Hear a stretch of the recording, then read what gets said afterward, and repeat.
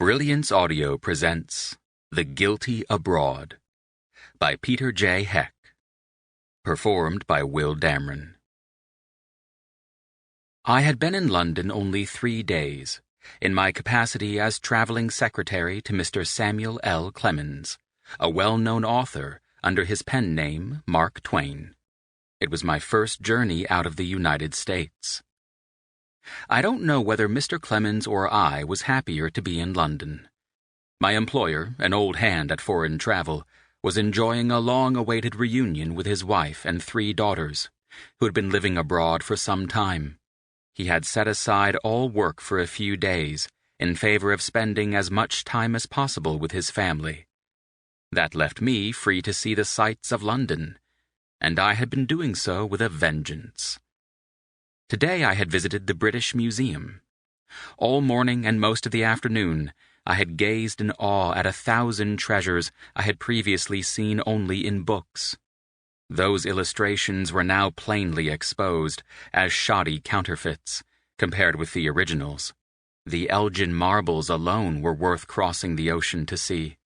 But at last, the guards began to announce that the museum was about to close, and I was forced to drag myself away.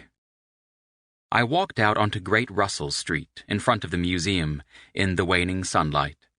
The curbside was lined with people trying to hail cabs, and the drivers clearly knew this for a spot where they would get good business this time of day.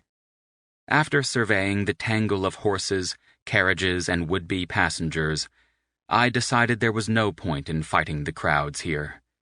The weather looked fine, evidently a rarity for an October day in England.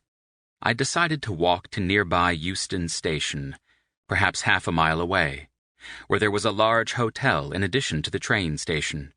There, I would have a far better chance of finding a hackney coach to take me out to Mr. Clemens's rented apartments in time for supper. I had just turned up the street toward the station when a woman's voice behind me called out, in an American accent, "Why, Mr. Cabot! What a surprise to see you here!" Standing on the street corner in a foreign country, 3,000 miles from home, the last thing I expected was to hear a familiar voice call my name. I turned to discover the smiling face of Martha Patterson, or as she was now known, Mrs. Edward McPhee. I had been told that the world is a small place. Now I understood what that expression meant. "Good heavens, Miss Patterson," I said, removing my hat. "I mean, Mrs. McPhee." My voice trailed off.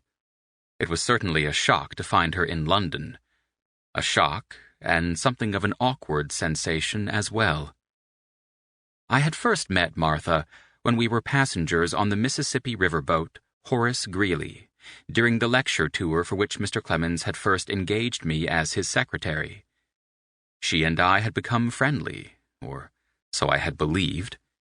She had introduced herself to everyone aboard the boat by her maiden name, and I had foolishly believed that she had taken a fancy to me.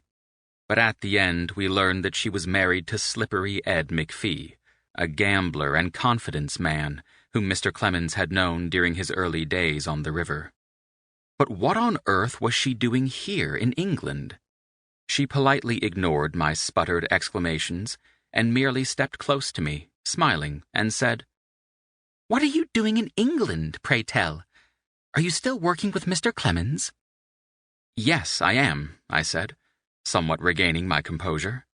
I still found her flashing eyes and bright smile hard to resist. "He's over here to see his new book through the press, and visiting his wife and daughters. I was just on my way to join them for dinner." "Are you staying nearby, or do you need a ride? Edward is bringing a carriage around, and we could take you home." "Oh, there's no need of that," I said, not certain I wanted to share a cab with Slippery Ed McPhee, despite the presence of his charming wife. Or was it perhaps because of her presence? I was planning to walk up to the railroad station and find a cab there. I'm going all the way out of town, to a place called Chelsea. Even had I felt comfortable accepting a ride from them, I could hardly impose on them to take me so far out of the way. "Why, how fortunate that we met!" she cried, clapping her hands.